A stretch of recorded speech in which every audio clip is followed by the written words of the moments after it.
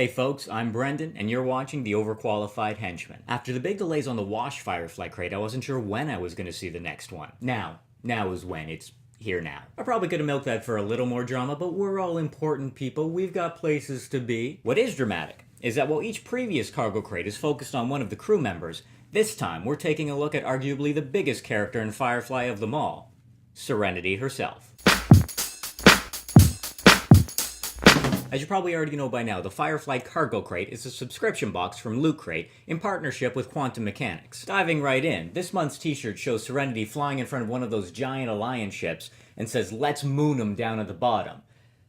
And well, hey kids, it's time for Uncle Brendan complains about t-shirt design. Now don't get me wrong, the image of Serenity flying in front of that whole Eye of Sauron thing that the Alliance ship has going on is pretty sharp, and I think Heather Gray was the right choice. But the Alliance ship looks like it was drawn using the line tool in Photoshop, and Serenity is pretty clearly copied and pasted from somewhere else. Like, really clearly. And as quotes go, "Let's moon 'em" isn't exactly "big damn heroes" or "let's be bad guys." The shirt's not bad, I'm just not impressed either. But hey, the rest of the crate does some pretty inventive stuff. Like this luggage tag. It's pretty big, which is nice if you're trying to spot your suitcase among a bunch of identical rectangles. Naturally, there's a place on the back for contact information with a piece of plastic over the paper for durability, which is a nice bit of forethought. In a similar vein, we have Serenity's dedication plaque. A while back, one of the regular loot crates came with a dedication plaque for the Enterprise as sort of a bubbly sticker, and I said I wasn't sure what to do with it. This is no bubbly sticker. It's a big honkin' chunk of metal. It's an actual plaque. The weathering looks really good, and thanks to the removable stand piece,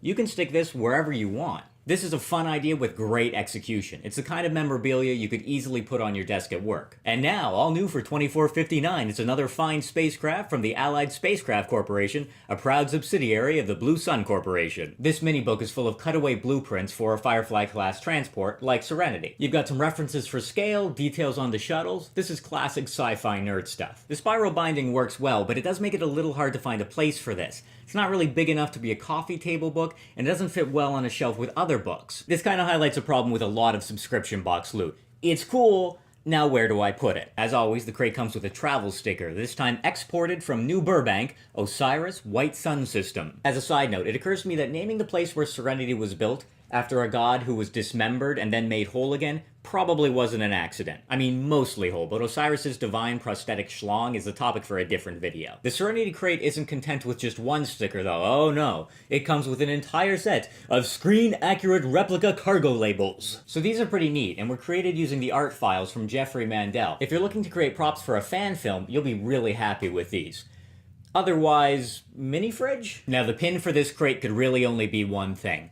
It's the design that Inara paints on the side of the ship at the end of the movie. This is another case where the execution was really knocked out of the park. The colors pop, the textures are great, it's not overcomplicated. For me, most collectible pins and buttons end up on a bulletin board, but this might actually find its way onto a coat or bag. Previously, each cargo crate has come with a Little Damn Heroes mini master maquette, but this time the centerpiece is a model of Serenity. This uses the same type of stand as their Planet Express model, with a magnet that allows for easy detaching and reattaching. I'm a big fan of this design because it allows for easy swooping and no hassle when you set the model back down, but I do wish the magnet were just a little bit stronger. It supports itself just fine, but it doesn't take a lot of shaking to knock it loose. My only criticism aesthetically is that I kind of wish it better matched the cartoony style of the Little Damn Heroes. At this small scale, a lot of the fine lines and paint applications get a little mushy, and a looser style would have counteracted that. Still, it hits a nice sweet spot between toy and showpiece, and that's always a challenge. Word on the street is the next crate is going to focus on Saffron, maybe Bridget, possibly Yolanda. That might annoy some people because we haven't completed the main crew yet, but it opens up a lot of possibilities. Like maybe we'll get a Badger crate, or the Operative from Serenity, a Fanty crate, and a Mingo crate? Okay, maybe not those last two, but the Serenity crate does prove that mixing up the formula a little bit is a good way to keep things fresh. Let me know what you thought of this cargo crate in the comments below, and while you're at it, remember to like, subscribe, and share. You can't stop the signal, but bumping the signal up a little bit in that recommendations algorithm wouldn't hurt. Until next time, keep on henching. Burn the land, boil the sea, you can't take the sky from me.